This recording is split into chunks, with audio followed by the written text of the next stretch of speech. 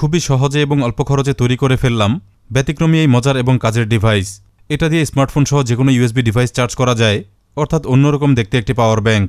সাথে যোগ করেছে ফ্ল্যাশলাইট ফিচার, প্রচুর সময় ধরে লাইটটি জ্বলতে পারে। দুইটিই খুব কাজের অপশন। অত্যন্ত পোর্টেবল, তাই এটা ব্যাগে সহজেই রাখা যায়। ব্যাগে রাখতে তেমন স্পেস প্রয়োজন হয় না। ওজনে মাত্র 110 গ্রাম, যেটা খুবই হালকা, তাই টের পাওয়া যায় না। চলুন দেখাই কিভাবে তৈরি করলাম। বুদ্ধিমত্তা কাজে লাগাতে পারলে গার্বেজ থেকেও তৈরি করা যায় দারুণ কিছু। যেমন এটা দেখুন, সস্তা একটি টুথব্রাশের কেস। রাস্তায় দেখতে পেলাম ভ্যানে করে ব্রাশ বিক্রি করছে। আর ইলেকট্রনিক্সের কাজে সস্তা ব্রাশ প্রয়োজন হয়, যেগুলো দিয়ে সার্কিট সহ অনেক কিছু পরিষ্কার করা যায়।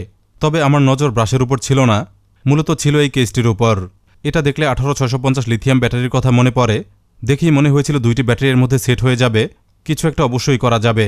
আমি দুইটি ব্রাশ কিনে নিয়ে আসি। এখান থেকে বেশি পছন্দ হয় এই কেসটি। এটার মধ্যে দেখুন, চমৎকারভাবে cylinder type lithium battery set হয়ে গেছে।